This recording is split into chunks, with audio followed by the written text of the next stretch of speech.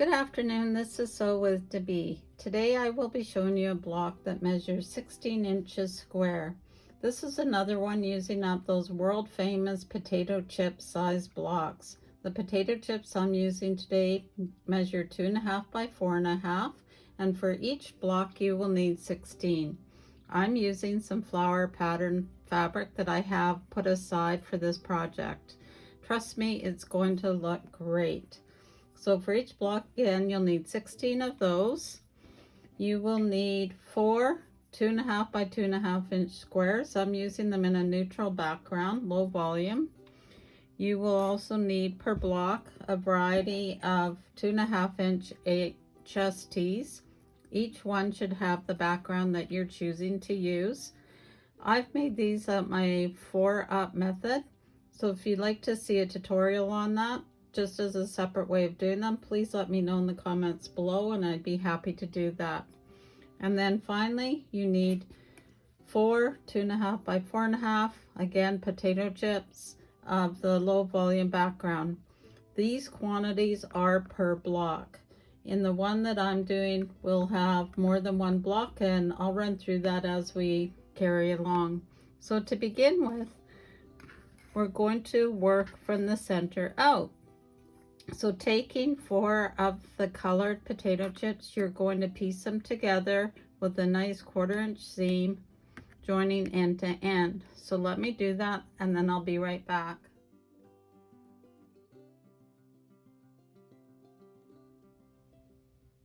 Okay, with these 4 center joined together, we're now going to do the next row, which will include an HST with the dark side facing towards one of the colored potato chips. Then you're going to take another 2 of the potato chips, so that's 3 in a row, and then you're going to end up with another HST. So they're going to be forming like this, and you're actually going to make 2 of these. Again, I'm using random blocks, so none of the fabrics are going to match, and that just adds to the story of doing this quilt. So let me sew these together and I'll be right back.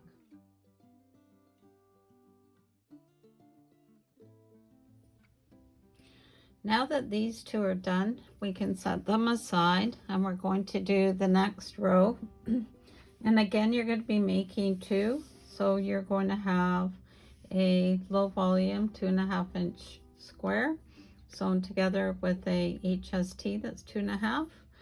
Then you're going to have 2 of your potato chip colored blocks, and those each measure 2.5 by 4.5. And then you will end up with another HST, that's 2.5, and another background. You will notice on these, if I bring the other ones in, that the HSTs are now facing in another direction. It's important that you get these right, or else the design won't really look as it's intended to be. I tend to sketch it out so that I don't mess it up. So what I will do is I'll go ahead and sew these together, and then I'll be right back.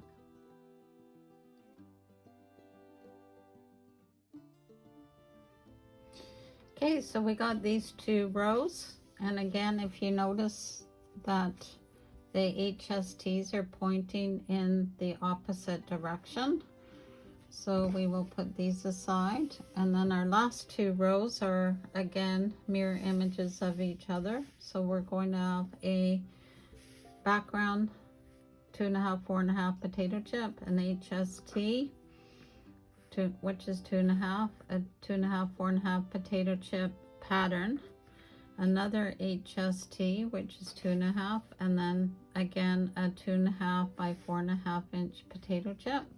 So I will go ahead and join those together, and then I'll see you right back and show you how the block goes together.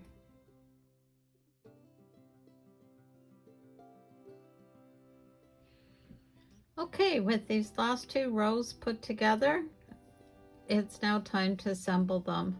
I actually did make one of those oops earlier. The finished square is actually 16 by 18 and not 16 by 14. See, I did it again, and not 16 by 16 because there's 7 rows at 2 inches, so that'll make it 14 inches high.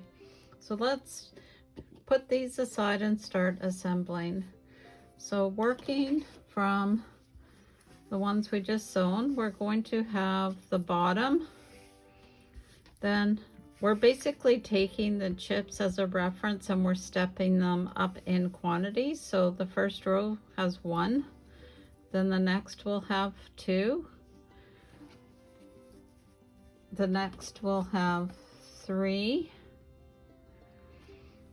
and then we are going to end up with our 4 in the center, and then we're going to start working backwards again. So you will notice that this row here is going in one direction, and then the others are going in the other. Actually, this one is backwards. There we go. Okay. I keep saying that I have a problem with angles, and I really do. So what we need to do is, for the center 4, you know you have it right when the HSTs are both pointing as an arrow going out. So think of it like the end of a pencil. And then the next 2, which go beside that, these HSTs are going to be facing down. And the other one is going to be facing up, like this. And then from there, we will add the last top, and it will go like that. So I'll see if I can probably not get this all in one shot. Let me just see if I can focus that. There we go. So that's what it's going to look like. Sort of like, if it's distorted a little bit, it's just how my setup is right now. So this is the center that we did first. Then we did these 2. Then we finished up with these 2 that had the 2 potato chips. And then we finished off with this last top and bottom row.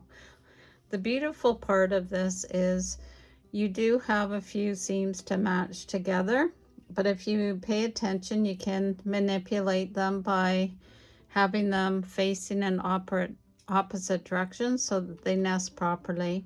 Wherever the potato chips come together, they do not nest against each other. They're opposite. So you have a seam here, and you have one here and here, and then in here, these are offset again, etc. So this works out really well. So I'm going to sew this block together, and then I'll show you what it looks like, and we'll take it from there.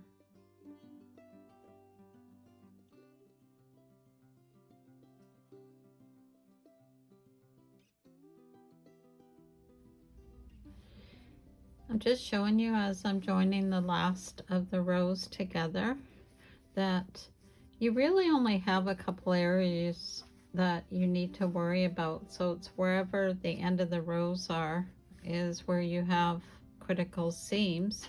I'm doing the center one right now, and because this is all just straight blocks, it's very easy to put them together. There's no nesting or anything. So as I said, it seems like a lot of work, but this is a very quick block to put together. So I've got one more to do, and then I'll give it a quick press, and I'll be right back.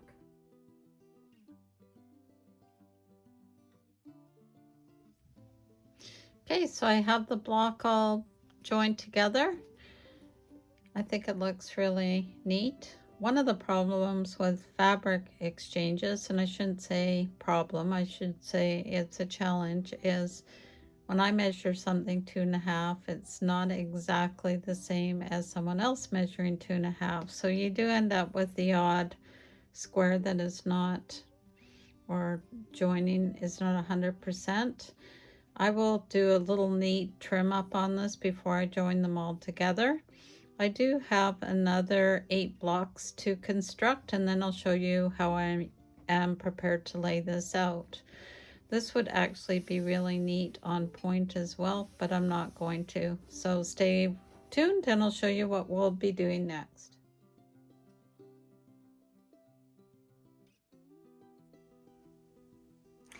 Okay, so I have all 9 squares pieced together, and I place them on my design board. These are not joined together at this point. I just want you to see how you can do it as 2 options. This is the vertical format, which is the 14 inches are going across with the 16 inches going down. These together would net a size of 42 by 48. Let me just take a look. Yes, 42 by 48. And I really like how this looks. I'm just going to try it the other way and I'll be right back. So here we are with all 9 blocks sewn together. I really like how this has turned out, and especially with the pattern that also forms in the background. Let me know what you think. I always love to hear from you, and would also love it if you emailed me any that you complete. So carry on, have a great day of sewing, and as always, sew with Debee. Oh, and don't forget to like, share, and subscribe. Take care. Bye for now.